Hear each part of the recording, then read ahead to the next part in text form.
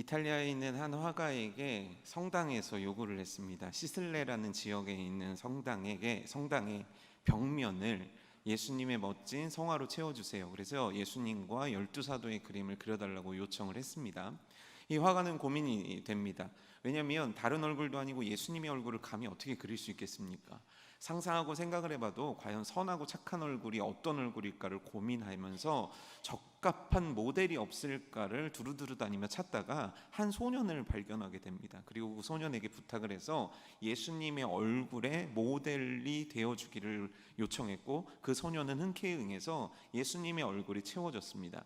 그리고 다른 제자들의 얼굴과 다른 배경들이 다 칠해지면서 이 화가에게는 한 가지 고민이 남은 거예요. 그건 뭐냐면, 가룟 유다의 얼굴을 그려야 하는데 가룟 유다는 과연 어떤 사람일까를 생각했을 때 선하고 좋고 착한 사람은 아니었을 거라는 거예요. 그러니까 뭔가 독하고 악하고 증오가 가득하고 미움이 가득한 뭔가 일그러진 어떤 초상을 찾아보자라고 이 사람이 생각을 한 거예요. 그리고 두루 찾습니다. 그리고 한 사람을 만나게 됩니다. 그 사람은 술집에서 술을 마시고 사람들과 거친 말을 주고받던 사람이었어요. 그리고 그 사람을 찾아가서 내가 당신한테 돈을 줄 테니까 지금 내가 그리는 그림의 모델이 되어달라고 요청을 합니다. 근데 그때 그 술주정뱅이였던 사람이 화가를 보고 깜짝 놀라게 됩니다. 왜냐하면 아는 사람이었거든요. 누구였을까요? 그 술주정뱅이는 바로 그 소년이었습니다. 사실 이 얘기의 진위 여부, 이게 진짜냐 가짜냐에 대한 여부는 약간 지금도 논란의 여지가 있습니다. 이건 만들어낸 이야기일 거다라는 쪽도 있고, 이건 실제 얘기라는 쪽, 양쪽이 있는 거죠. 하지만 중요한 건 뭐냐면, 어떻게 예수님의 얼굴을 표현할 수 있을 만큼의 얼굴이 세월이 흐른 후에 예수님을 배반하는 얼굴이 될 수 있냐는 거예요. 똑같은 얼굴인데 도대체 어떤 일이 있었길래 아주 선하고 착함을 대변했던 얼굴이 악함과 증오를 대변하는 얼굴로 변할 수 있냐는 거죠. 그런 면에서 오늘 이 인물을 다루는데 이 예화만큼 적합한 예화는 없었던 것 같아요. 바로 가룟 유다입니다. 가룟 유다는 예수님의 12사도 중에 한 명이었습니다. 그런데 그가 예수님을 판자가 되었다는 거예요. 예수님께는 수많은 제자들이 있었습니다. 70인의 제자도 있었고 그 이상의 수백 명의 제자들이 언제나 예수님 곁에 있었습니다. 그런데 그렇게 제자 중에 뽑혀서 12명의 베스트 제자에 들어갈 수 있었던 사람이 어떻게 예수님을 배반할 뿐만 아니라 예수님을 은삼십에 팔아먹는 사람이 될 수 있냐는 거죠. 그런데 우리는 압니다. 사람은 그렇게 변할 수 있다라는 걸요. 굉장히 선한 사람도 굉장히 악한 사람으로 변할 수 있다라는 건 압니다. 굉장히 악한 사람도 굉장히 선한 사람으로 바뀔 수 있다라는 것을 우리는 알고 있습니다. 그럼에도 불구하고 성경 속에서 어떻게 예수님을 믿고 사랑하고 따르는 최고의 제자였던 가룟 유다가 예수님을 팔아넘기는 사람, 그래서 비극적인 최후를 맞이하는 사람이 되었는가에 대한 건 우리들에게 끊임없는 호기심과 끊임없는 궁금증과 끊임없는 퀘스천 마크를 계속 주기도 해요. 오늘은 그 가룟 유다에 대해서 좀 알아보려고 합니다. 가룟 유다, 이 뜻은 뭐냐면 가롯에서 태어난 유다는 뜻이에요. 이 가롯은 어떤 특정한 우리로 말하는 서정모 이런 게 아니라 지역을 의미하는 거죠. 근데 가롯에서 태어난 유다, 이 유다라는 이름은 뭐냐면 여호와를 찬양한다라는 뜻을 갖고 있는 단어예요.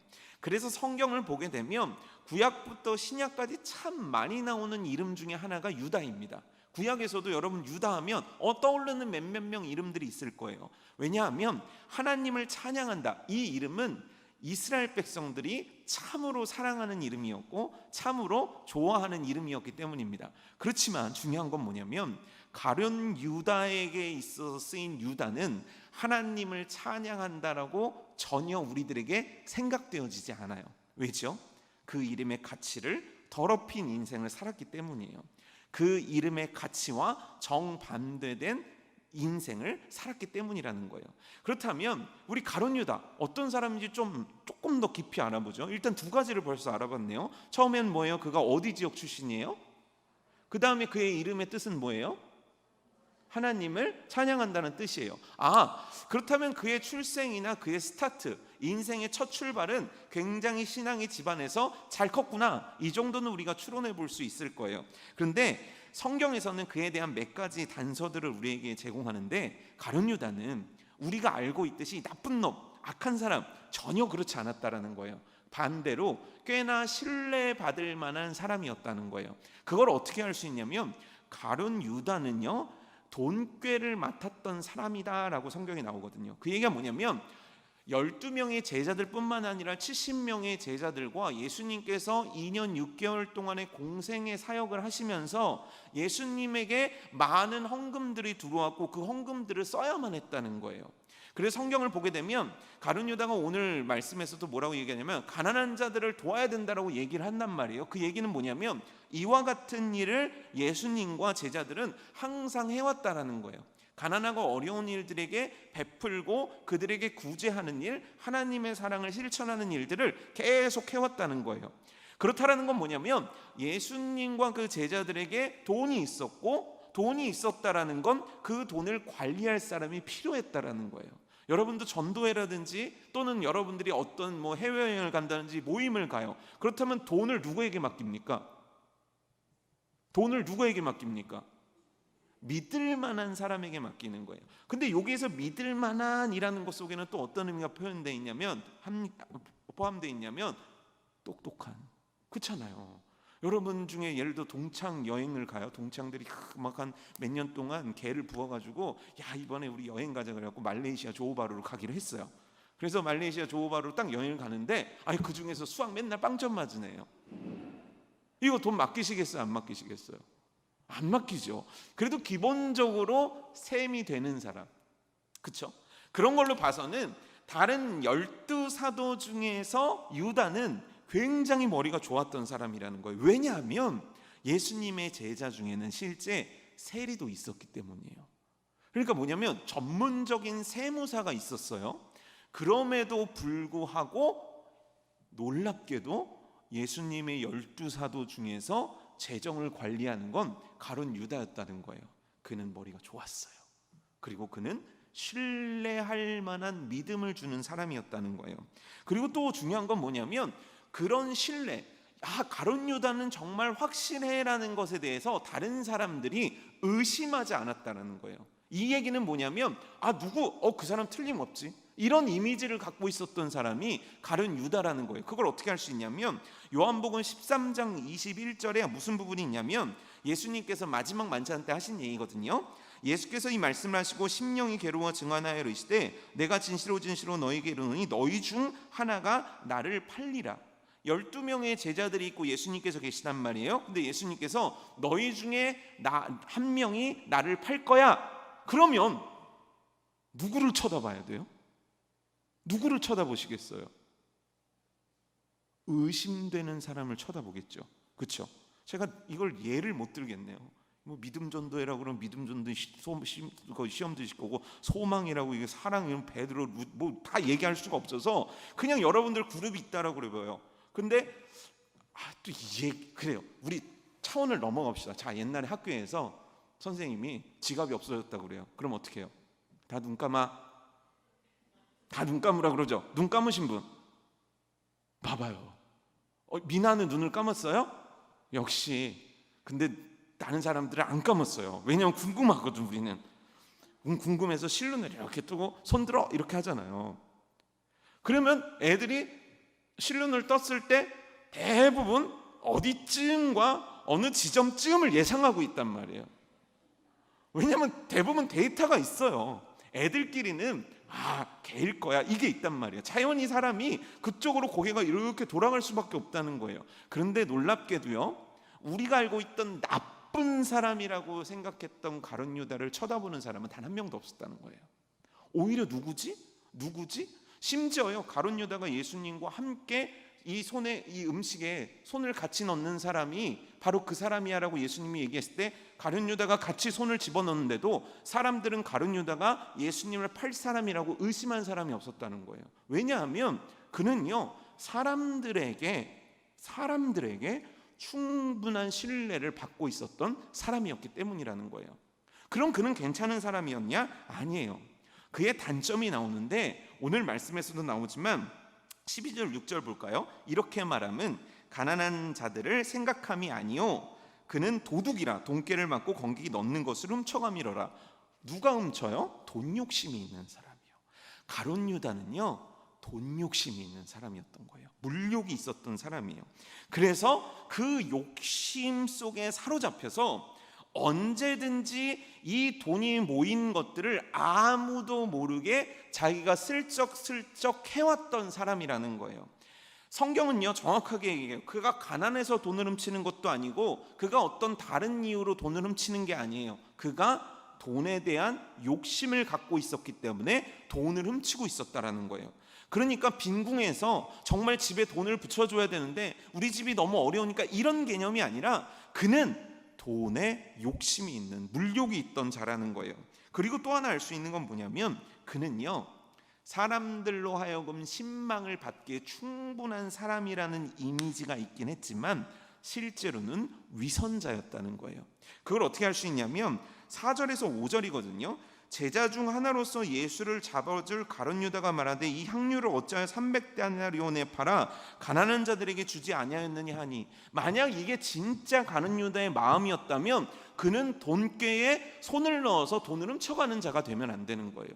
그런데 실제로는 뒤에서 돈을 막 훔쳐가지고 자기가 횡령을 하면서도 겉으로 봤을 때는 이런 의로운 말을 하는 거예요. 그래서 사람들이 가룟 유다에 대해서 뭐라고 생각했냐면, 야 너는 정말 어떻게 생각 하나가 달라도 그렇게 다르니? 너는 어쩜 그렇게 깨끗하니? 너는 어쩜 이 돈에 대한 가치를 그렇게 잘 알고 이거를 어디에 써야 되는지 정말 잘 알고 있니? 역시 너는 믿을 만한 사람이야. 정말 다른 예수님의 12제자 다 훌륭할는지 모르지만 그 중에 넌 정말 도덕적으로 깨끗하고 훌륭하구나. 사람들에게 그런 칭송을 받을 만한 말들을 참 잘했던 사람. 하지만 실제로 보면 너무나도 위선적이었던, 자기 자신을 꽁꽁 싸매는데 급급했던, 미성숙했던 인간에 불과했다라는 거예요. 하지만 이런 가룟 유다에 대한 모든 정보 중에서 우리로 하여금 가룟 유다 하면 이 사람이야라고 확실하게 각인시켜준 그 사건 하나가 있어요. 그건 뭐냐면 예수님을 그가 팔아넘겼다는 거예요. 제일 중요한 건 이거예요. 그가 어떤 사람이었는지 그거는 사람들은 몰라요. 하나님은 아시죠? 사람들은 몰라요. 성령님은 아시죠? 사람들은 몰라요. 예수님은 참고 계시죠? 하지만 중요한 건 뭐냐면 그가 어떤 사람이었는지를 본격적으로 폭발시키듯 모든 이에게 보여준 사건 하나가 있었는데 그게 뭐냐면 예수님을 팔았다는 거예요. 직접 팔았다는 거예요. 돈을 받고 거래를 해서 예수님을 넘겼다는 거예요. 왜였을까요? 여러분 궁금하지 않습니까? 왜 가룟 유다는 예수님을 팔아 넘겼을까요? 힌트가 방금 주어졌는데 왜 예수님을 팔아 넘겼을까요? 자, 정답은 뭘까요? 네? 사탄? 나는 팔아라고 얘기했는데 사탄이 나왔네요. 왜 팔았냐고요? 여러분 왜 말레이시아 우리 선교가게에서 바자회 때 물건을 팔까요? 돈을 얻으려고요. 예수님을 왜 팔까요? 돈을 얻으려고요. 왜요? 아까도 말씀드렸지만 베드로는 돈을 사랑하는 사람이었기 때문이에요. 여러분 돈은 착합니까? 악합니까? 돈은 악하다. 참 악하다 그러기 너무 좋고, 그렇죠? 그럼 돈은 착하다. 돈이 착하다 그러기에는 조금 그렇지 않으세요? 아니 그런데 그 착한 돈이 왜 유영락 권사님을 안 좋아해요? 희한하네요. 여러분 돈은 착할까요? 악할까요? 네? 중간이에요? 돈은요 착하지도 않고 악하지도 않아요. 돈은요 가치 중립이에요. 그럼 이 돈은 어떻게 되냐면 어떻게 쓰느냐에 따라서, 어떻게 갖고 있냐에 따라서 돈은 악한 것이 되기도 하고 선한 것이 되기도 한다는 거예요.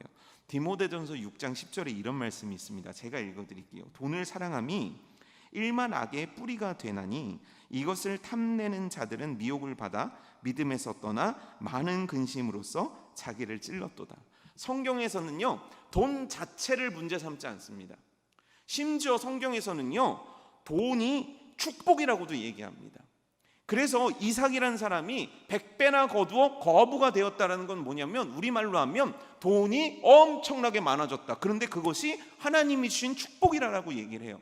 욥도 그렇고요, 아브라함도 그렇고요, 성경의 수많은 인물들, 솔로몬도 그렇고요, 다윗도 그렇고요, 그에게 하나님이 복을 주셨다고 그랬을 때 하나님은 놀랍게도 정확한 수치로 얼마큼을 줬는지를 기록을 해요. 왜냐하면 하나님은 분명 우리들에게 복을 주실 때 물질이라는 것을 통해서 복을 주시기 때문이에요. 그런데 지금 성경에서는 뭐라고 얘기했냐면 디모데전서에서는 너네들이 돈을 소유하는 게 문제가 되지 않아. 돈을 버는 것도 문제가 되지 않아. 그런데 문제가 되는 게 있어. 그게 뭡니까? 돈을 사랑한다는 거예요. 돈을 사랑한다는 거예요. 그럼 돈을 사랑한다는 개념이 도대체 뭡니까? 여러분 돈 사랑하십니까? 돈 사랑하시는 분? 네, 감사합니다. 큰일 났네요. 일만하게 뿌리가 되는데 미혹을 받아 믿음에서 큰일 났네요. 저분을 밧줄로 꽁꽁 묶든지 해야지. 여러분 돈 사랑하십니까? 돈 미워하십니까? 돈 좋아하는 건 뭐고 사랑하는 건 뭡니까? 우리가 좀 더 깊이 들어가 봐야 됩니까?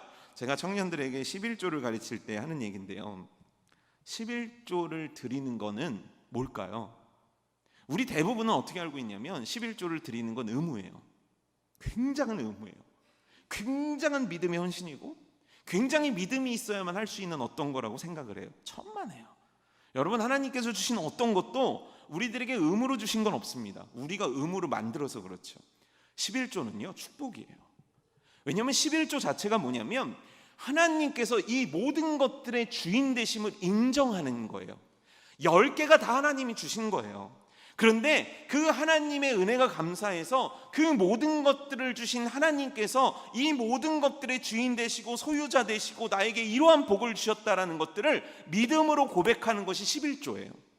그러면 이게 왜 축복이냐? 왜냐하면 내가 10분의 9만 갖고 써야 되고 10분의 1을 띄워야 되니까 아유 목사님 이거는 축복이 아니잖아요 이렇게 생각할 수 있지만 왜 축복인지를 설명해 드릴게요. 어느 순간 우리들은요 돈이라는 걸 따라하게 돼 있습니다.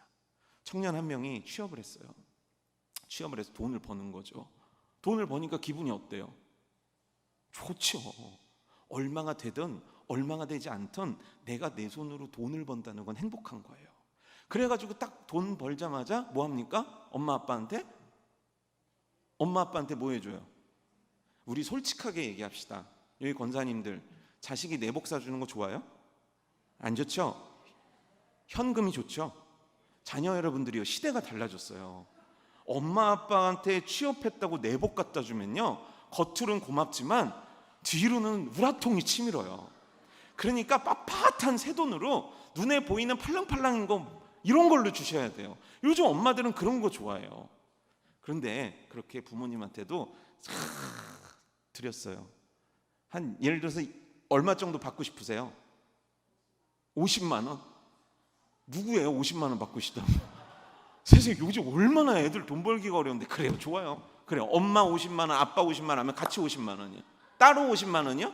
그래 아빠는 무슨 상관이에요? 내가 받는 게 중요한 거죠. 그래 보통 자녀들은 아빠는 10 줄 때 엄마는 30 줘요. 몰랐죠? 보통 그래요. 왜냐하면 아빠들은 하는 짓이 주고 싶지가 않은 거예요. 그런 게 있어요. 뭐가 그러냐면 그런 게 있어요. 대부분 그래요. 그래서 딸을 하라는 거예요. 왜냐하면 딸은 아빠도 엄마도 공평하게 주거든요. 근데 아들은 여자친구 주고 아빠는 고맙다고 인사만 하고 엄마한테만 주거든요. 어찌됐건 그렇게 탁 줘요. 그리고 나서 오랜만에 취업했으니까 교회 친구들한테 밥도 사요. 그리고 나한테 주는 선물을 또 해야 되잖아요. 도대체 그건 어디서부터 나왔는지 모르겠지만 또 내가 나한테 선물을 해야 된대요. 그리고 나서 신나게 카드를 긁어요. 내가 이렇게 정신없이 돈을 쓰면 안 되지. 그래도 재테크도 해야지. 저금도 하고 또 투자도 하고. 그럼 돈이 남아요 모자라요? 모자라요.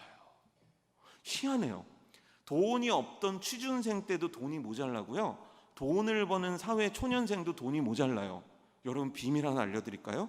퇴직할 때도 돈이 모자라요. 더 알려드릴까요? 죽을 때도 돈이 모자라요. 희한해요. 놀랍다니까요. 그렇지 않아요? 여러분 안 그러십니까?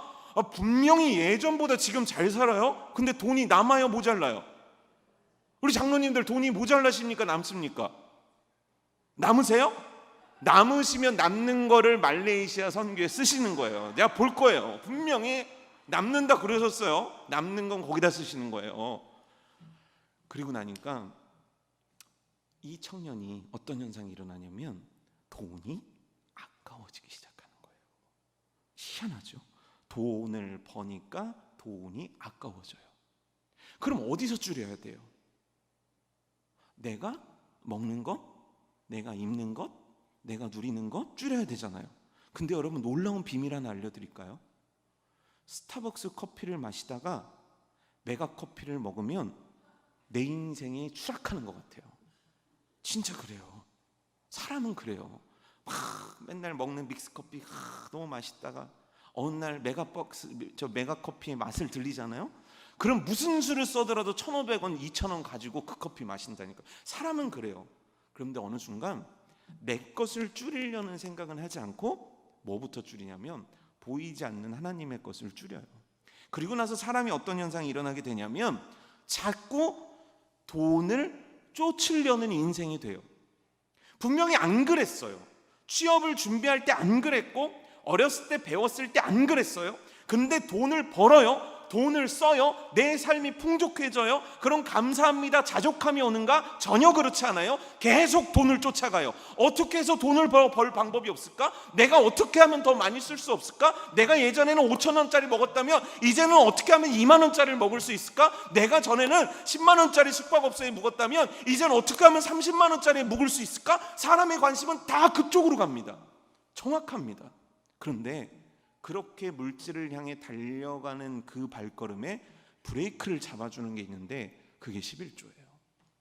왜냐하면 11조를 딱 드리는 순간, 11조라는 개념과 인생이 딱 부딪히는 순간 우리는 생각하게 돼 있거든요. 맞다, 하나님이 주셨지. 이거 하나님 거잖아. 그럼 내가 하나님 위해 써야 되는 거 아니야? 내가 하나님 위해 살아야 되는 거 아니야? 이거 나한테 당연한 거 아니야? 이거 모른 척 외면한다고 내 인생이 잘 돼? 아니지. 그러면서 11조는요, 나로 하여금 내 소유권이 주께 있음과 주님의 영광을 위해 살아야 함과 내가 오늘 어떤 가치관과 어떤 태도로 살아가야 되는지 내 인생을 잡아주는 수단인 거예요. 여러분, 11조 들으십니까? 안 들으시는 분들은 부담스럽지 않습니까? 왜냐하면 생돈 나가는 것 같고요. 아니에요.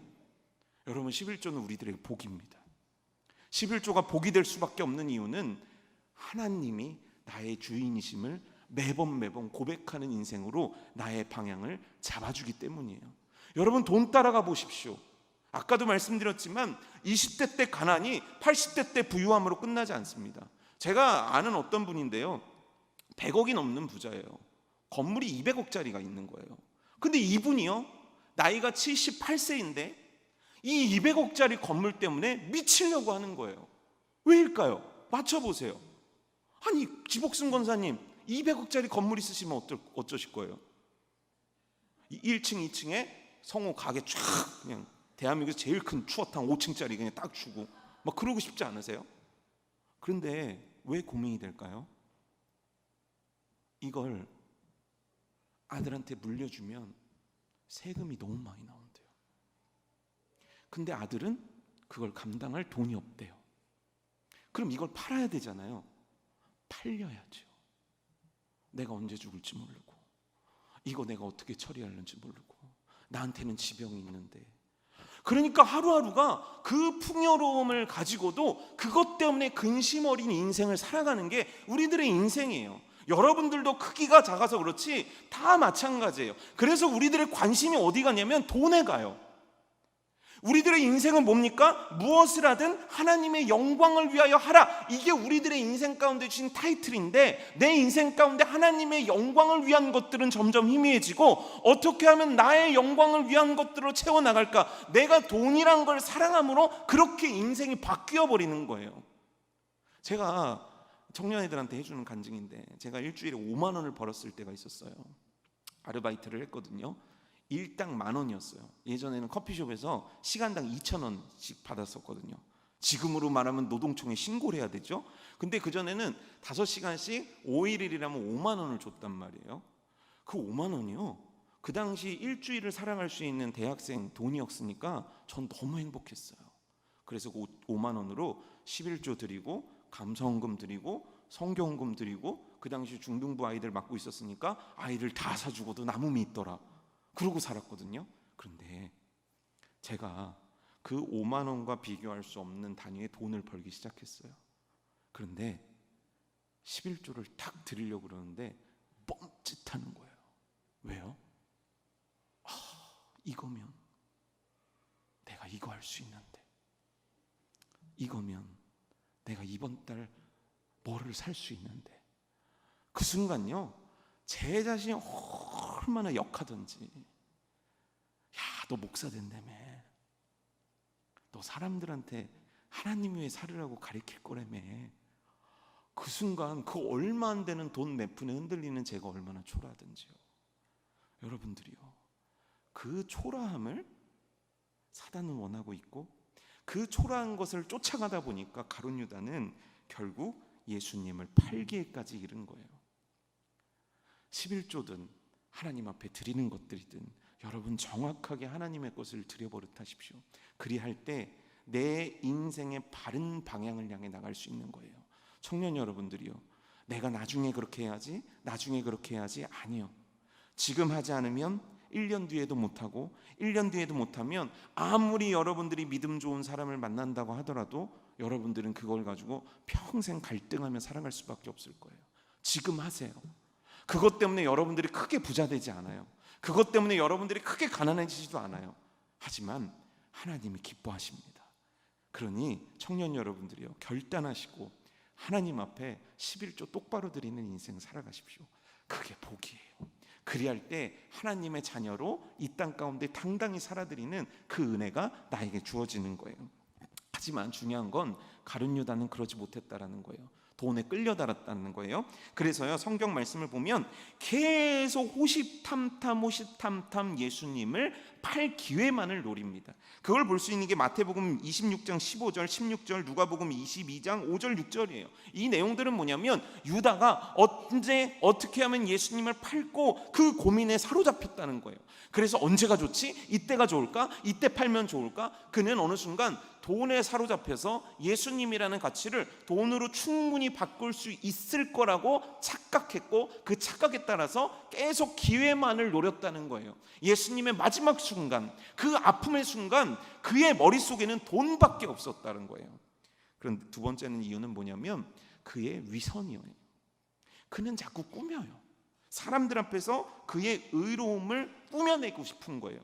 그래서 결국 그는요, 하나님 앞에 내가 이렇게 잘못했습니다, 내가 이런 마음을 갖고 있습니다, 아니 은 30에 내 마음이 흔들렸습니다, 내가 예수님을 오늘 팔고 싶은 마음이 들었습니다라는 고백을 평생 동안 한 번도 하지 못해요. 계속 감춰요. 아닌 척 아닌 척 아닌 척. 그리고 나서 결국에는 그는 하나님 앞에 회개할 기회조차 얻지 못하는 거예요. 세 번째 이유는 뭐냐면 아까 답이 나왔는데 사단의 유혹에 빠졌기 때문이에요. 사단의 유혹에 빠진다라는 게 단계가 있습니다. 여러분, 사단은 우리를 어떻게 유혹할까요? 가룟 유다를 어떻게 유혹했는지를 보게 되면 잘 알 수 있는데, 에베소서 6장에서는 마귀의 관계를 능히 대적하기 위하여라는 성경 구절이 있습니다. 여기서 마귀의 관계는 뭐냐면 마귀의 방법을 뜻하는 거예요. 이 얘기는 뭐냐면 우리를 유혹할 때 무턱대고 하지 않는다는 거예요.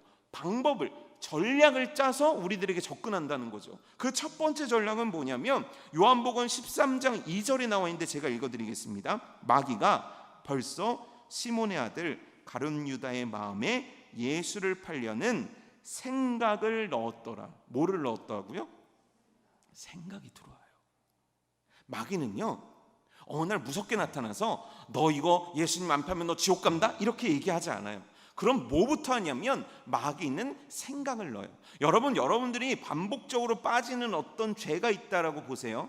그러면 그 죄는 어디로부터 시작됩니까? 생각으로부터 시작되는 거예요. 어느 순간 생각이 나에게 들어와요. 그리고 생각이 나에게서 떠나지를 않아요. 계속 맴돌아요. 그리고 그 생각이 나를 지배해버려요. 제가 예를 들어볼까요? 자, 어떤 분이 술을 끊고 싶어요. 내가 지금 교회 다닌 지 30년인데 내가 이렇게 술을 먹는 게 너무 부끄럽다, 술을 끊어야지 라고 생각을 했어요. 그리고 나서 집에 와서 TV를 딱 켰어요. 세상에 없던 사람이 나와서 맥주를 탁, 어우,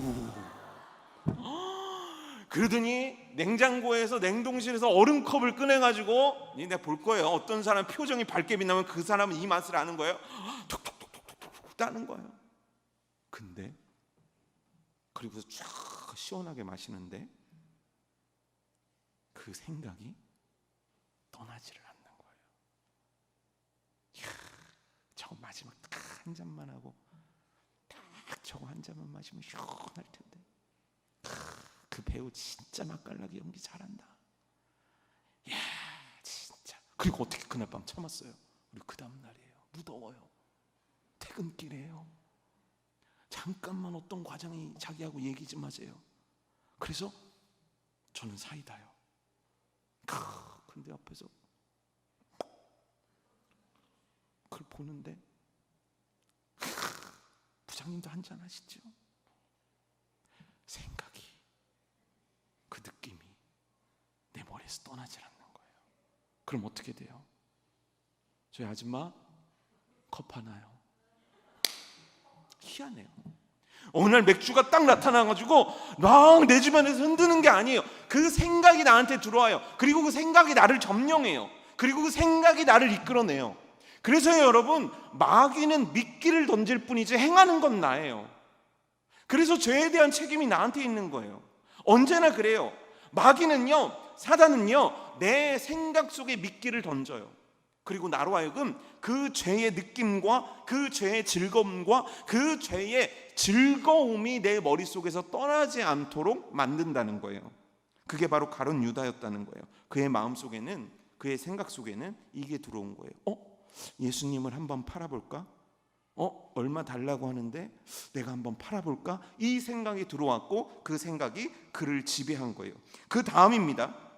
요한복음 13장 27절에 보면, 조각을 받아놓고 사단이 그 속에 들어간지라 이에 예수께서 유다에게 이르시되 내가 하는 일을 속히 하라 하시니, 사단은 생각을 넣어요. 그리고 생각의 포로로 자신을 만들어 버립니다. 그러자 그 생각의 포로가 된 자를 사단은 자기가 원하는 행동으로 끌고 가버리는 거예요.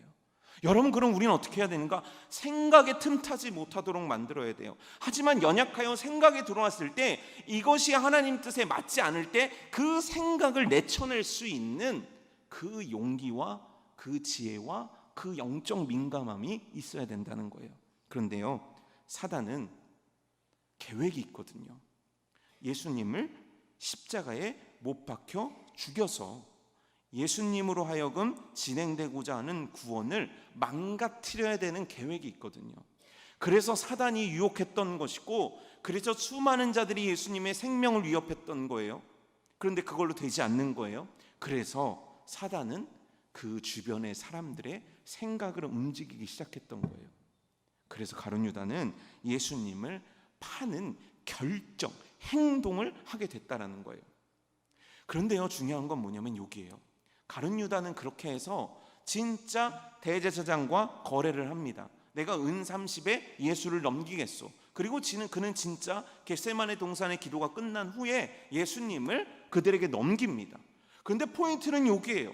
그가 넘기고 그 돈을 가지고 너무너무 기쁜 성취감에 그 돈을 가지고 고향으로 열심히 돌아가서 잘 먹고 잘 살았다. 성경은 그렇게 기록되어 있지 않다는 거예요. 그럼 어떻게 기록되어 있냐면, 마태복음 27장 34절에 그때에 예수를 판 유다가 그의 정죄됨을 보고 스스로 뉘우쳐 그 은삼십을 대제사장들과 장로들에게 도로 갖다 주며 이르되 내가 무죄한 피를 팔고 죄를 범하였도다 하니, 그들이 이르되 그것이 우리에게 무슨 상관이냐, 내가 당하라 하거늘 이라고 얘기했다는 거예요. 뭐냐면 은삼십을 받았어요. 예수님을 넘겼어요. 그 후에 그는 깨달은 거예요. 뭘 깨달았습니까? 내가 잘못했구나.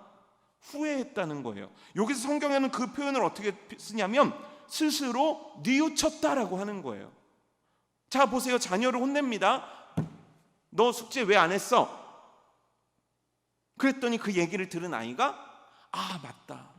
내가 엄마가 숙제하라는 말씀을 어겼구나. 그리고 스스로 뉘우쳤어요. 자, 요거 맞는 겁니까? 틀린 겁니까? 지금 졸리고, 그렇죠? 뭔지도 모르겠죠. 이거 맞는 겁니까? 틀리는 겁니까? 자, 그럼 가룟 유다가 맞아, 내가 정말 잘못했어. 그래서 그 은삼십을 가지고 장로들과 대제사장에게 던지고 나 안 받아. 이거 잘한 겁니까? 못한 겁니까?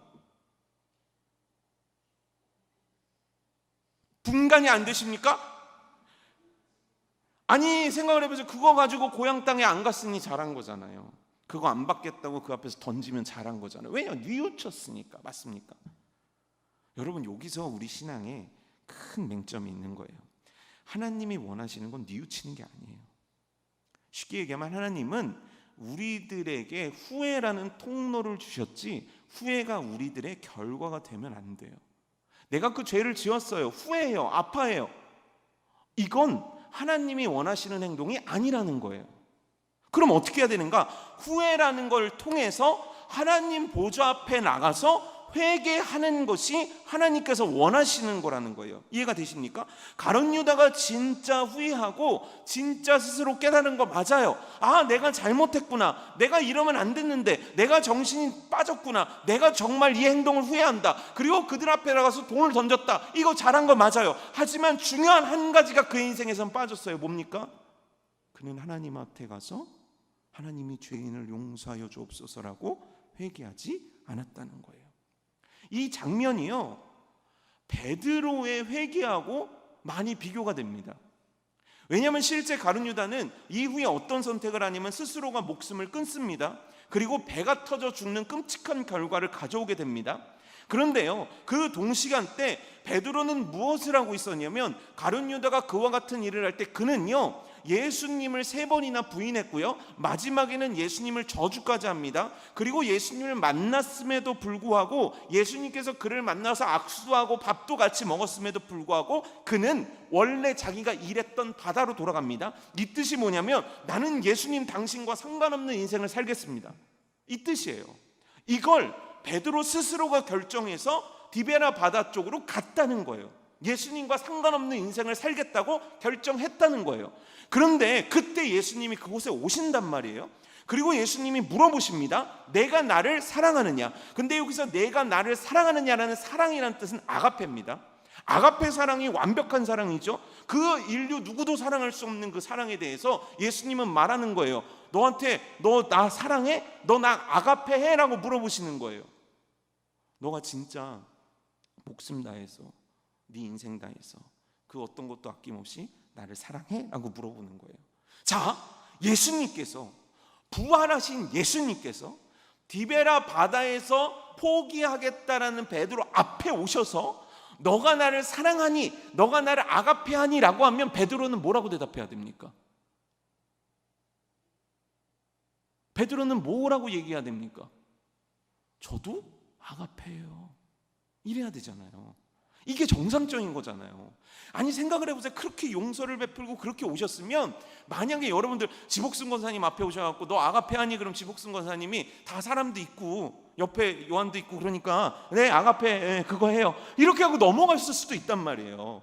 그리고 예수님이 그렇게 물어봤는데 나 아가페요라고 억지로라도 또는 체면상으로라도 남들이 보니까 또는 양심에 찔려서라도, 내 마음은 사실 그렇지 않지만 겉으로라도 그렇게 얘기할 법한단 말이에요. 그런데 베드로는 뭐라고 얘기하냐면, 예수님께서 계속 2번이나 아가페라고 물어봤을 때 계속 그는 필레오라고 대답을 해요. 이 필레오가 뭐냐면 친구 간의 사랑이에요. 세상에서도 있을 수 있는 사랑이에요. 세상에서도 볼 수 있는 사랑이에요. 인간과 인간 사이에서도 의리 있는 사람이라면 있을 법한 사랑을 얘기를 해요. 왜죠? 베드로는요, 그 주변에 누가 있든 예수님이 지금 자기에게 아가페라고 물어보시든 필레오라고 물어보시든 그 스스로의 진심 어린 고백을 할 수 있는 자였다는 거예요. 꾸미지 않았다는 거예요. 나는 필레오밖에 못합니다. 죄송합니다. 나는 필레오밖에 못합니다. 죄송합니다.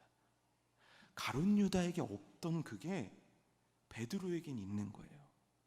가룟 유다는 끝까지 자기를 못 놓는 거예요. 그래서 내가 예수님을 팔았다라는 것을 하나님 앞에 인정하지 못하고 하나님 앞에 고백하지 못하고 예수님 앞에서 고백할 수가 없는 거예요. 그런데 베드로는 내가 필레오밖에 안 되는 부족한 사랑이며 허접한 신앙인이며 아무것도 아닌 존재라는 걸 그는 고백할 줄 알았던 자라는 거죠. 우리가 이 가룟 유다의 배신과 베드로를 비교하면서 구약 성경에서 사울과 다윗을 또 비교할 수 있습니다. 어느 날 하나님께서 사울에게 명령하십니다. 너 아말렉 쳐, 모두 죽여. 그런데 사울은요, 다 죽였습니까? 안 죽였습니다. 아각이라는 왕도 살려왔고 기름진 모든 가축들도 다 가지고 왔습니다. 왜일까요? 왜 갖고 온 겁니까? 그는 겉으로는 이렇게 얘기합니다. 이 기름진 것들로 하나님께 제사 드린다면 하나님이 얼마나 기뻐하시겠습니까? 하지만 그의 속내는 뭐냐면 이거를 보여주고 싶은 거예요. 누구에게요? 백성들에게요. 왜요? 난 왕이니까요. 왕이 얼마나 위대한지를 보여주고 싶은 거예요. 왕이 얼마나 대단한지를 보여주고 싶은 거예요. 왜요? 왕은 높아져야 되니까요. 왕은 존귀한 자니까요. 왕은 이 땅 가운데 그 어떤 백성도 그를 높이기에 맞지 않는 훌륭한 사람이어야 되니까요. 근데 맞습니까? 아니거든요. 하나님이 왕이란 직분을 맡겼을 따름이거든요. 그런데 그는 하나님보다 더 높은 곳으로 올라가 결국 사무엘이 다그쳐 물었을 때 단 한마디의 회개를 하지 않습니다. 단 한마디도 그는 하나님 잘못했습니다, 죽여주옵소서, 이 죄인이 주님 앞에 무릎 꿇습니다라고 사무엘 앞에 무릎을 한 번도 꿇지 않습니다. 언제까지요? 죽을 때까지요. 그 한 번의 회개를 하지 않아서 망한 인생이 사울이에요. 그 한 번의 회개를 하지 않아서 망한 인생이 가룟 유다예요. 그럼 다윗은요? 여러분, 다윗의 죄와 사울의 죄를 비교할 수가 없습니다. 왜냐하면 사울은요, 그럴 수 있어요. 왜냐하면 그 당시에 사울을 반대하는 파들도 많았기 때문에 사울은 초대 왕으로 뭔가 보여줘야 됐어요. 그러니까 인간적으로 이해가 돼요. 하지만 여러분, 아무리 악한 자라도 어떻게 자기의 충신을 죽입니까? 그 아내를 빼앗기 위해서? 이건 말이 안 되잖아요. 자기가 너무 좋아하는 여자를 위해서 자기 신하도 죽이기를 맞지 않던 자가 바로 다윗이에요. 왜요? 그가 최고니까요. 권력에 취해서, 욕심에 취해서, 욕망에 취해서 얼마든지 그럴 수 있는 자예요. 그런데요, 나단 선지자가 바로 당신이 그입니다라고 얘기했을 때 다윗은 어떤 행동을 합니까? 왕의 보좌에서 내려와서 하나님 앞에 무릎을 꿇는 거예요. 왜요? 왜요? 자기가 누군지 아는 거예요. 자기가 누굽니까? 하나님의 종에 불과하다는 거라는 거예요. 내겐 부끄러울 것도 없고 내겐 고백 못할 것도 없는 거예요. 왜요? 난 죄인이니까요. 여러분, 죄인이십니까? 아니면 주인이십니까? 우리들의 인생은 이렇게 나뉘는 거예요. 가룟 유다는 주인이었어요. 그래서 뉘우침의 기회 속에서도 돌아서지 않아요. 회개의 기회 속에서도 돌아오지 않아요. 예수님은요, 너가 날 팔자야 라고 얘기하시기 전에 무려 3번에 걸쳐서 그러면 안 돼, 그렇게 하면 안 돼, 나를 팔자가 있다, 너 그러면 안 돼라고 3번이나 기회를 주십니다. 하지만 가룟 유다는 단 한 번도 그 기회 앞에서 무릎을 꿇지 않아요. 왜죠? 내가 주인이니까요. 주인은 무릎 꿇을 수 없으니까요.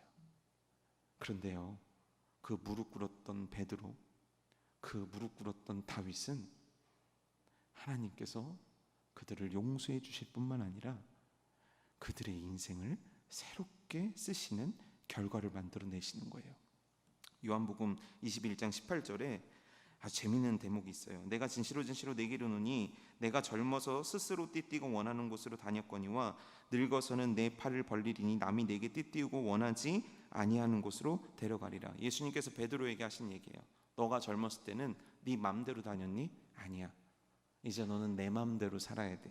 그리고 나서 이 말씀에 대해서 사도 요한이 뭐라고 얘기하냐면 19절에서 이 말씀을 하심은 베드로가 어떠한 죽음으로 하나님께 영광을 돌릴 것을 가리키심이로라. 이 말씀을 하시고 베드로에게 이르시되 나를 따르라 하시니, 드디어 2번째 나를 따르라고 얘기하시는 거예요. 회개한 베드로에게 인생의 기회를 주고 계신 거예요. 여러분, 우리는 참 익숙한 말이에요. 내가 주인 되면 안 돼. 하나님이 주인 돼야 돼. 이건 너무너무 잘 알고 있는 사실이에요. 하지만 가룟 유다도 그렇고 우리하고 공통점 하나가 있는데, 하나님 앞에 쥐인 손을 펴지를 못하는 거예요. 원숭이 잡는 방법이라고 그러잖아요.